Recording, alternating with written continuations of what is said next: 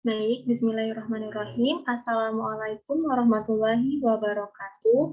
Selamat pagi dan salam sejahtera bagi kita semua. Tabiun yang terhormat Bapak Dr. Andes Supriyadi MPD selaku dosen pembahas, yang terhormat Bapak Dr. Andes Muncarno MPD selaku dosen pembimbing 1, dan yang terhormat Ibu Fadilah Hairani SPD MPD selaku dosen pembimbing 2. Baik, sebelumnya perkenalkan di sini saya Uswatun Hasanah, NPM 1713053028 dari Prodi PGSD, Fakultas Keguruan dan Ilmu Pendidikan Universitas Lampung. Baik, sebelumnya saya di sini akan mempresentasikan terkait hasil penelitian saya yang berjudul Hubungan Kondisi Sosial Ekonomi Keluarga dan Minat Belajar dengan Hasil Belajar Matematika Peserta Didik kelas 5 SDN Metro Barat.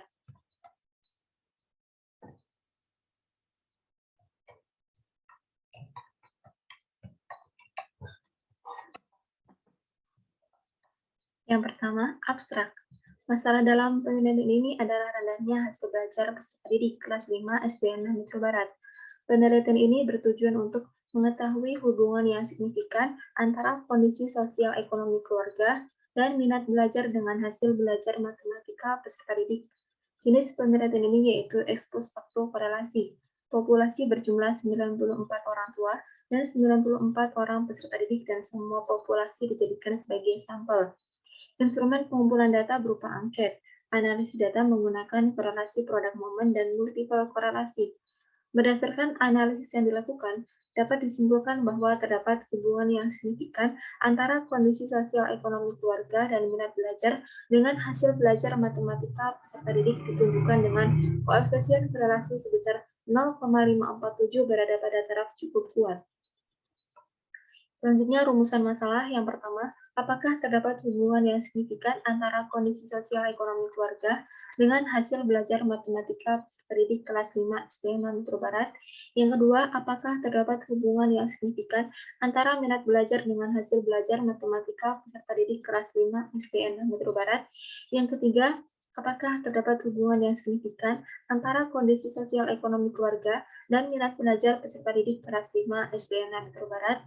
Dan yang keempat, apakah terdapat hubungan yang signifikan antara kondisi sosial ekonomi keluarga dan minat belajar dengan hasil belajar matematika peserta didik kelas 5 SDN Metro Barat?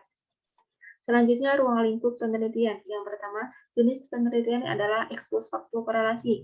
Yang kedua, subjek penelitian adalah orang tua dan peserta didik kelas 5 SDN Metro Barat, yaitu kelas 5A, 5B, 5C, dan 5D yang berjumlah 94 orang tua dan 94 peserta didik. Yang ketiga, objek penelitian ini adalah kondisi sosial ekonomi keluarga dan minat belajar serta hasil belajar matematika peserta didik kelas 5 SDN Metro Barat. Dan yang keempat, penelitian ini dilaksanakan di SDN Metro Barat pada semester genap tahun pelajaran 2020-2021. Selanjutnya, variabel penelitian. Yang pertama, variabel bebas atau independen. Pada penelitian ini terdapat dua variabel bebas, yaitu kondisi sosial ekonomi keluarga sebagai X1 dan minat belajar sebagai X2. Yang kedua, variabel terikat atau dependen. Pada penelitian ini yang menjadi variabel terikat adalah hasil belajar matematika peserta didik. Selanjutnya, uji validitas dan uji reliabilitas. Uji coba angket dilaksanakan pada hari Sabtu, tanggal 20 Februari 2021, dan mendapatkan data pada hari Senin, tanggal 22 Februari 2021. Responden uji coba instrumen adalah 20 orang tua dan 20 peserta didik, kelas 5A SDN 1 Metro Barat. Berikut analisis hasil uji validitas dan uji reliabilitas. Yang pertama, hasil uji validitas dan reliabilitas X1 didapati bahwa 23 pertanyaan valid dari 31 pertanyaan yang diajukan. Selanjutnya, R11 sebesar 0,910 dan R tabel sebesar 0,456 sesuai dengan kaidah yaitu R11 0,910 lebih besar dari R tabel yaitu 0,456 dinyatakan reliable. Selanjutnya, yang kedua, hasil uji validitas dan reliabilitas X2 didapati bahwa 22 pernyataan valid dari 35 pernyataan yang diajukan. R11 sebesar 0,866 dan R tabel sebesar 0,456. Sesuai dengan kaidah yaitu R11 0,866 lebih besar dari R tabel yaitu 0,456 dinyatakan reliable. Selanjutnya data variabel penelitian. Yang pertama, data hasil belajar peserta didik sebagai diketahui bahwa panjang kelas interval yaitu 7.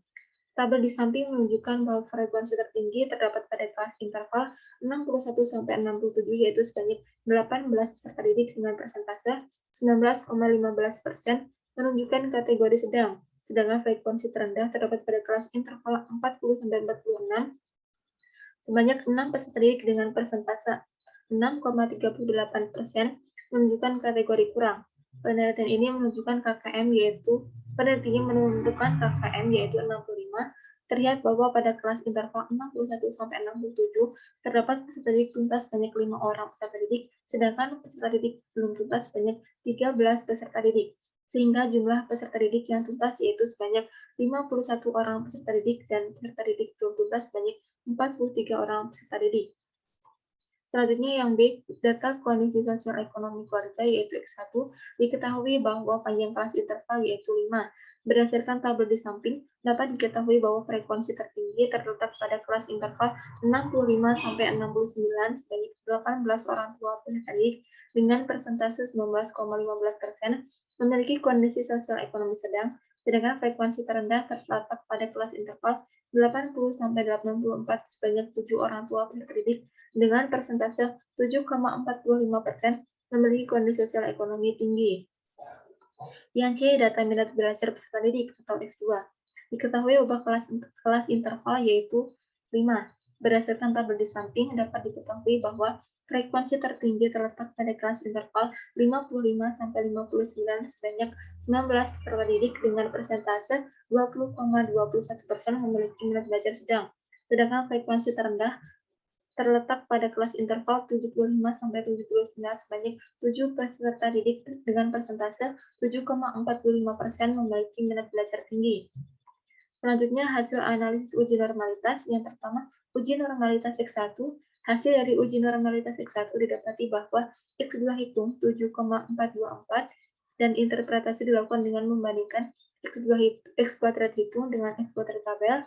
Pada tabel C kuadrat didapati X kuadrat tabel sebesar 14,067 sehingga sesuai dengan kaidah menyatakan bahwa X kuadrat hitung yaitu 7,424 kurang dari X kuadrat tabel yaitu 14,67 berarti data variabel X1 berdistribusi normal.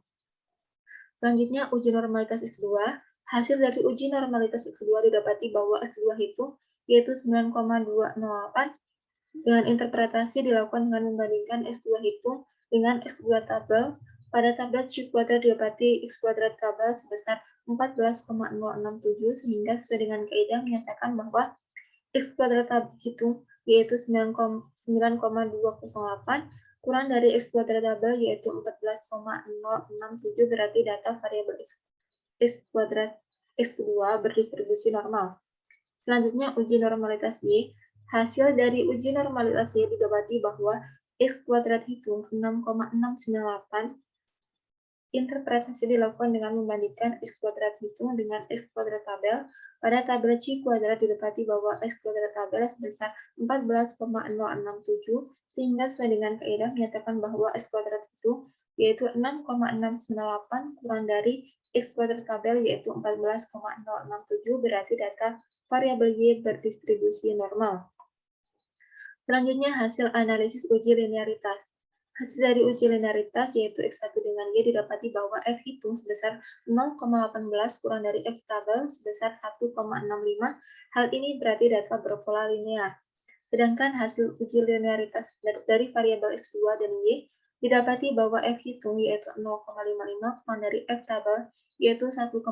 Hal ini berarti data berpola linear.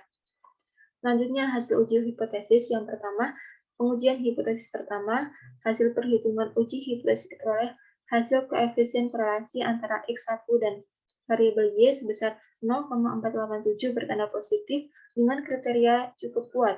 Kontribusi variabel X1 terhadap variabel Y sebesar 23,72%. Selanjutnya, pengujian hipotesis kedua. Hasil perhitungan uji hipotesis diperoleh hasil koefisien korelasi antara variabel X2 dan variabel Y sebesar 0,432 bertanda positif dengan kriteria cukup kuat. Kontribusi variabel X2 terhadap variabel Y sebesar 18,66%. Selanjutnya, pengujian hipotesis ketiga. Berdasarkan hasil perhitungan uji hipotesis diperoleh hasil koefisien korelasi antara variabel X1 dan variabel X2 sebesar 0,420 bertanda positif dengan kriteria cukup kuat. Kontribusi variabel X1 terhadap variabel X2 sebesar 17,64%. Selanjutnya, pengujian hipotesis keempat. Hasil perhitungan uji hipotesis diperoleh hasil koefisien korelasi antara variabel X1, X2, dan variabel Y sebesar 0,547 bertanda positif dengan kriteria cukup kuat. Kontribusi variabel X1 terhadap variabel X2 dan Y sebesar 29,92%. Selanjutnya, perhitungan selanjutnya mencari kebermaknaan atau kesignifikanaan hubungan variabel X1, X2, dan Y. Berdasarkan uji signifikan diperoleh F hitung yaitu 19,43. Interpretasi sesuai dengan N sesuai dengan F tabel diperoleh F tabel yaitu 3,09. Sesuai dengan kaedah yang menyatakan bahwa F hitung sebesar 19,43 lebih dari F tabel yaitu 3,09 yang menandakan signifikan. Dapat disimpulkan bahwa hubungan kondisi sosial ekonomi keluarga dan minat belajar dengan hasil belajar matematika peserta didik kelas 5 SDN Negeri Barat signifikan. Selanjutnya, pembahasan yang pertama hubungan kondisi sosial ekonomi keluarga dengan hasil belajar matematika peserta didik. Keluarga yang mempunyai pendapatan cukup atau tinggi pada umumnya akan lebih mudah memenuhi segala kebutuhan sekolah dan keperluan lain sehingga anak akan termotivasi untuk belajar. Berbeda dengan keluarga yang mempunyai penghasilan relatif lebih rendah, pada umumnya mengalami kesulitan dalam pembiayaan sekolah, begitu juga dengan keperluan lainnya, hal ini dapat menurunkan semangat anak untuk belajar. Menurut Slameto 2015 halaman 54, faktor-faktor yang mempengaruhi hasil belajar digolongkan menjadi dua, yaitu faktor internal dan faktor eksternal. Dengan demikian, hasil belajar seseorang ditentukan oleh berbagai faktor yang mempengaruhinya. Salah satu faktor eksternal yang mempengaruhi hasil belajar adalah kondisi sosial ekonomi keluarga. Selanjutnya, hubungan antara minat belajar dengan hasil belajar matematika peserta didik. Minat adalah salah satu faktor internal yang dapat mempengaruhi hasil belajar peserta didik. Minat belajar memiliki kecenderungan yang tetap untuk menyukai, memperhatikan, dan mengenang sesuatu secara terus-menerus. Terlibat dalam suatu kegiatan untuk memperoleh kebanggaan dan kepuasan terhadap hal yang diminati dan berpartisipasi pada kegiatan dan atau pembelajaran. Ketika peserta didik memiliki minat dalam belajar, maka peserta didik akan senantiasa aktif berpartisipasi dalam pembelajaran dan akan memberikan hasil yang baik dalam pencapaian hasil belajar. Seperti yang dijelaskan oleh Syah 2011 halaman 152, minat berarti kecenderungan dan kegairahan yang tinggi atau keinginan yang besar terhadap sesuatu. Minat yang tinggi terhadap sesuatu aktivitas akan menyebabkan seseorang antusias dalam melakukan aktivitas tersebut.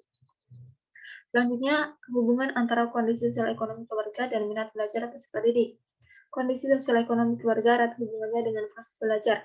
Peserta didik yang sedang belajar selain harus terpenuhi kebutuhan pokoknya seperti pakaian, makan, dan perlindungan kesehatan juga harus terpenuhi kebutuhan sarana-prasarananya, seperti buku, alat tulis, meja, kursi, dan lain-lain. Selain itu, pemenuhan atau kepemilikan alat komunikasi juga diperlukan untuk keberlangsungan proses pembelajaran. Hal itu dapat terpenuhi jika keluarga memiliki kondisi sosial ekonomi yang baik atau mampu. Sehingga jika kebutuhan pendidikan terpenuhi, maka minat belajar peserta didik akan meningkat. Namun, jika anak berasal dari kondisi sosial ekonomi kurang mampu, akibatnya proses belajar anak akan terganggu karena pemenuhan kebutuhan pendidikannya kurang terpenuhi yang berakibat rendahnya minat belajar peserta didik. Selanjutnya yang keempat, hubungan antara kondisi sosial ekonomi keluarga dan minat belajar dengan hasil belajar matematika peserta didik. Kondisi sosial ekonomi keluarga dan dalam penelitian ini adalah kedudukan atau posisi seseorang dalam masyarakat yang berkaitan dengan tingkat pendidikan, pekerjaan, pendapatan, jumlah tanggungan, dan kepemilikan biaya atau fasilitas. Kelima hal tersebut mempengaruhi tingkat sosial ekonomi masyarakat yang juga menentukan tinggi rendahnya suatu status seseorang dalam masyarakat. Dengan kondisi sosial ekonomi yang baik, tersebut menjadi sarana anak dalam meningkatkan hasil belajar. Hal tersebut akan lebih optimal apabila peserta didik memiliki minat atau suatu kecenderungan serta keinginan yang besar terhadap opsi tertentu. yang mana suatu minat bisa berpengaruh pada perolehan nilai hasil belajar peserta didik pada bidang tertentu. Sehingga dapat dikatakan jika kondisi sosial ekonomi keluarganya baik dan minat belajarnya peserta didik tinggi, maka hasil belajar akan tinggi. Sebaliknya, jika kondisi sosial ekonomi kurang baik yang mengakibatkan kurang terpenuhnya kebutuhan pendidikan dan minat belajar yang rendah, maka hasil belajar akan rendah. Selanjutnya, keterbatasan penelitian. Yang pertama, faktor-faktor yang mempengaruhi hasil belajar peserta didik dalam penelitian ini hanya terdiri dari dua variabel, yaitu kondisi sosial ekonomi keluarga dan minat belajar. Sedangkan masih banyak faktor lain yang mempengaruhi hasil belajar seperti motivasi, kebiasaan, pola asuh orang tua, kedisiplinan, dan kemandirian belajar. Yang kedua, instrumen pengumpulan data yang digunakan oleh peneliti berupa angket. Peneliti menggunakan 5 indikator pada variabel kondisi sosial ekonomi keluarga, yaitu tingkat pendidikan, pekerjaan, penghasilan, jumlah tanggungan orang tua, dan kepemilikan kekayaan atau fasilitas dengan jumlah item pertanyaan sebanyak 23 butir pertanyaan. Indikator pada variabel minat belajar terdiri dari 4 indikator, yaitu perasaan senang, ketertarikan, perhatian, dan keterlibatan dengan jumlah pernyataan sebanyak 22 butir pernyataan. Selanjutnya yang ketiga, populasi dalam penelitian ini berjumlah 94 orang tua peserta didik dan 94 peserta didik kelas 5 SD Negeri Barat dengan menggunakan sampel jenuh di mana semua populasi dijadikan sebagai sampel. Selanjutnya yang keempat, pelaksanaan penelitian ini dilakukan dengan cara peneliti membagikan instrumen peneliti kepada peserta didik kemudian dikerjakan di rumah. Pengisian angket dilakukan di rumah karena pada variabel kondisi sosial ekonomi keluarga, angket diisi oleh orang tua. Selain itu, pengisian angket di rumah juga tidak mengganggu jam belajar di sekolah yang waktunya terbatas. Selanjutnya, kesimpulan yang pertama, terdapat hubungan yang signifikan antara kondisi sosial ekonomi keluarga dengan hasil belajar matematika peserta didik kelas 5 SDN Negeri Barat. Hal ini ditunjukkan dengan koefisien korelasi sebesar 0,487 dengan kontribusi sebesar 23,72% berada pada taraf cukup kuat. Selanjutnya, terdapat hubungan yang signifikan antara minat belajar dengan hasil belajar matematika peserta didik kelas 5 SDN Negeri Barat. Hal ini ditunjukkan dengan koefisien korelasi sebesar 0,432 dengan kontribusi sebesar 18,65% berada pada taraf cukup kuat. Yang ketiga, terdapat hubungan yang signifikan antara kondisi sosial ekonomi keluarga dan minat belajar peserta didik kelas 5 SDN Negeri Barat. Hal ini ditunjukkan dengan koefisien korelasi sebesar 0,420 dengan kontribusi sebesar 17,64% berada pada taraf cukup kuat. Dan yang terakhir, terdapat hubungan yang signifikan antara kondisi sosial ekonomi keluarga dan minat belajar dengan hasil belajar matematika peserta didik kelas 5 SDN Negeri Barat. Hal ini ditunjukkan dengan koefisien korelasi sebesar 0,547 dengan kontribusi sebesar 29,92% berada pada taraf cukup kuat. Baik, terima kasih. Itu tadi presentasi skripsi saya. Kurang dan lebihnya saya mohon maaf. Saya akhiri. Wassalamualaikum warahmatullahi wabarakatuh.